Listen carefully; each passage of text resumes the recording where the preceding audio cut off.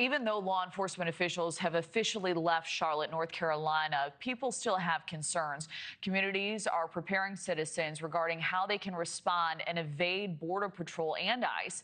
NewsNation's Allie Bradley was at a church event last night, watched as attendees reenacted and role-played how to respond to ICE arrests. She is live from Charlotte with much more on this story. Yeah, hey, Kelly. So we know that Chief Gregory Bovino and part of his team have actually left the Charlotte area. They're heading south for the winter. They have their sights set on New Orleans. That's where they'll be heading next. But it's important to note here that immigration enforcement is not done in North Carolina or the Charlotte area, as ICE and other federal assets will remain here and will continue to conduct enforcement operations. So despite the departure, though, these grassroots groups are actually organizing, and this group is called Siembra, and they're organizing these informational meetings to help people spot federal law enforcement across North Carolina and warn their community. The group held a training session last night to a full crowd inside of a local church, and we actually attended that meeting. We learned that volunteers are given specific zones to drive around and track federal law enforcement around town.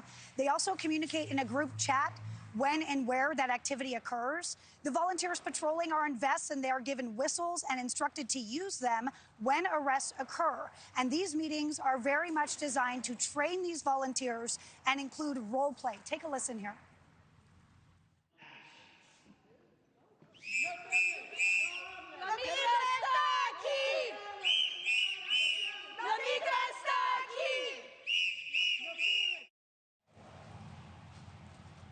Okay, so you get a little bit of a glimpse there in the group. They're saying that this is a response to the Border Patrol's presence in North Carolina, and that a lot of people are upset and want to defend the people in their communities who right now have been sheltering in place. This, as the Charlotte-Mecklenburg School District says, roughly 21% of the district's student population didn't attend class earlier this week. Take a listen to some people from the organization and what they had to say here.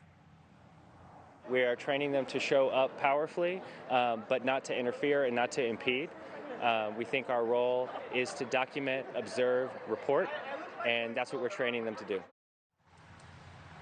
Okay, so the Assistant Secretary of DHS telling NewsNation, quote, resisting arrest puts the safety of illegal aliens, law enforcement, and the public at risk. Still, these activists are not slowing us down or stopping us. We are once again calling on sanctuary politicians, agitators, and the media to turn the temperature down and stop calling for violence and resistance against ICE law enforcement. Now, they are planning to hold events throughout the rest of the week and also through the weekend in both Charlotte and around the Raleigh area as well.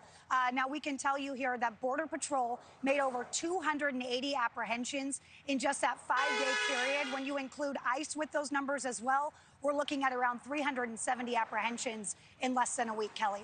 Wow, some staggering numbers there. All right, Allie, thank you. Thank you for watching. Subscribe below and download our NewsNation app right now on your phone, and you will get fact-based, unbiased news for all Americans.